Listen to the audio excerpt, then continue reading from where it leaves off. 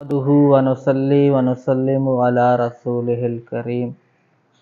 مخلوق کے شر سے پناہ مانگنا، یہ اللہ رب العزت نے قرآن پاک میں فرمایا ہے۔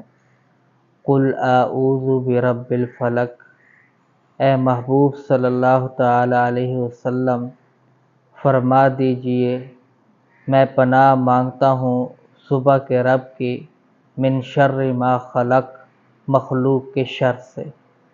تو مخلوق کا شر اس قدر زیادہ ہوتا ہے کہ اس سے پناہ مانگنے کا ہمیں طریقہ بتایا گیا ہے، اس کے الفاظ سکھائے گئے ہیں۔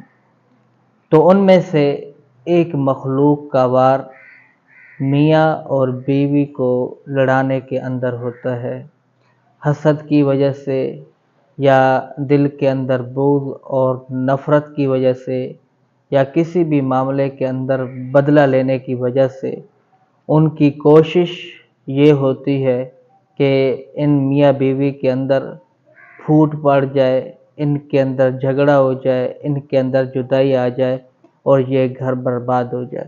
شیطان کو سب سے زیادہ خوشی اس وقت ہوتی ہے جب دو میاں بیوی کے درمیان لڑائی ہوتی ہے، ان کے اندر پھوٹ پڑتی ہے اور ان کے اندر جدائی پیدا ہو جاتی ہے۔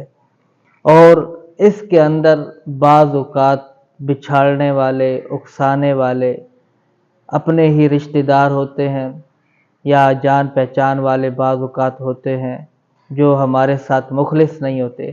تو بہرحال مخلوق کا شر اس قدر شدید ہوتا ہے اور اتنا برا ہوتا ہے کہ خود اللہ رب العزت نے مخلوق کے شر سے پناہ مانگنے کے الفاظ قرآن کریم کے اندر سکھا دیے۔ قل اعوذ برب الفلق من شر ما خلق، کہ مخلوق کے شر سے پناہ مانگی جائے، جو ہے یہ سکھایا گیا ہے۔ اور آپ علیہ السلام نے بڑی سخت وعید بیان فرمائی ہے کہ جو کسی کی بیوی کے خلاف اس کے شوہر کو بھڑکائے، جو کسی کی بیوی کو اس کے شوہر کے خلاف بھڑکائے وہ ہم میں سے نہیں۔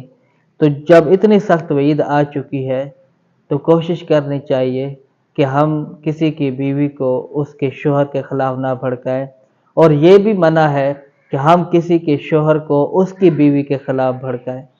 جب اسلام نے اتنی سخت وعید بیان کی ہے اور مخلوق کا شر اتنا تیز ہے تو ان حالات کو سمجھنا چاہیے اور اس کے اندر غور و فکر کرنا چاہیے کہ ہمیں کوئی بھڑکا تو نہیں رہا، ہمارے خلاف کوئی سازش تو نہیں کر رہا۔